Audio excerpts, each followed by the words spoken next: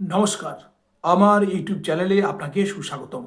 নিত্য পূজা পদ্ধতি, উপবাস, ব্রত, হস্তরেখা বিচার, গুরু দীক্ষা ও আধ্যাত্মিক বিষয়ে নানা তথ্য জানতে এই ইউটিউব চ্যানেলটি অবশ্যই সাবস্ক্রাইব করবেন। ভিডিওগুলো ভালো লাগলে প্লিজ একটা লাইক দিয়ে শেয়ার করবেন এবং প্রয়োজনে কমেন্টস করবেন। এই প্রসঙ্গে বলে রাখি, কোষ্ঠী বিচার, বাস্তু বিচার ও জটক বিচার সংক্রান্ত কোনো প্রশ্ন থাকলে অবশ্যই করবেন, যথাসাধ্য উত্তর দেওয়ার চেষ্টা করব। এছাড়াও দূরের জাতক জাতিকারা অনলাইনের মাধ্যমে খুবই কম দক্ষিণায় ঠিকুজি বিচার করে রাশি, গণ, লগ্ন ও নক্ষত্রের নামসহ গ্রহদোষ জেনে প্রতিকার করাতে পারেন। প্রয়োজনে হোয়াটসঅ্যাপ করুন। WhatsApp number 9735844338। আরেকবার বলছি 9735844338। যাই হোক, আজকের আলোচ্য বিষয় 2026 সাল কর্কট রাশির জাতক জাতিকাদের কেমন যাবে। এই বছরটি কর্কট রাশির জাতক জাতিকাদের জন্য বিশেষ আশাপ্রদ হতে চলেছে। বিশেষ করে বছরের দ্বিতীয়ার্ধের পর থেকে সামাজিক ক্ষেত্রে পরোপকার করতে সচেষ্ট হবেন। সামাজিক সম্মান প্রতিপত্তি বৃদ্ধি পাবে।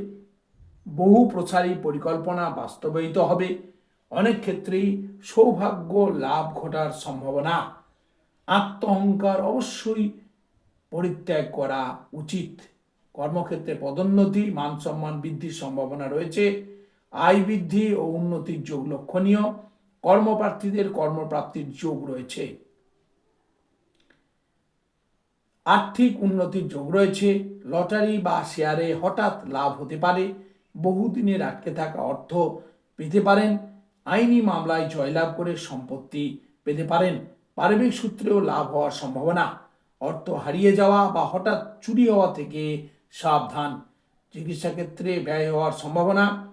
ভূসম্পত্তি ক্রয় বিক্রয়ে লাভবান হতে পারেন। স্বল্পমেয়াদী বা দীর্ঘমেয়াদী প্রকল্পে অর্থ বিনিয়োগ করতে পারেন। বিদ্যাক্ষেত্রে বিশেষভাবে সফলতার যোগ বর্তমান। বিবাহযোগ্যদের বিবাহ যোগ বর্তমান। বিবাহ মনোমত পাত্রের সঙ্গে বা পাত্রীর সঙ্গে হতে পারে। পারিবারিক ঝামেলা বা অশান্তি সমাধান হতে পারে। গৃহে শুভ মাঙ্গলিক কার্য সম্পাদিত হওয়ার সম্ভাবনা। আধ্যাত্মিকতায় মন শান্ত হবে। প্রচুর ভ্রমণ ও তীর্থ ভ্রমণ হতে পারে। জীবনে কোনো নতুন সম্পর্ক আসতে পারে।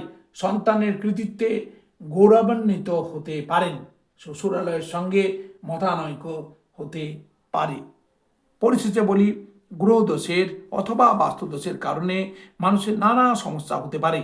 তাই আপনার দৈহিক, মানসিক, পারিবারিক অথবা শিক্ষা, চাকুরি ও বিবাহ সংক্রান্ত কোনো সমস্যা থাকলে জ্যোতিষ সাথে পরামর্শ করুন। প্রতিকার জেনে নিন। সবসময় রত্ন ধারণ করার প্রয়োজন হয় না। শুধুমাত্র মন্ত্র জপ করেই সমস্যা থেকে মুক্তি পাওয়া যায়। সকলেই ভালো থাকুন, সুস্থ থাকুন।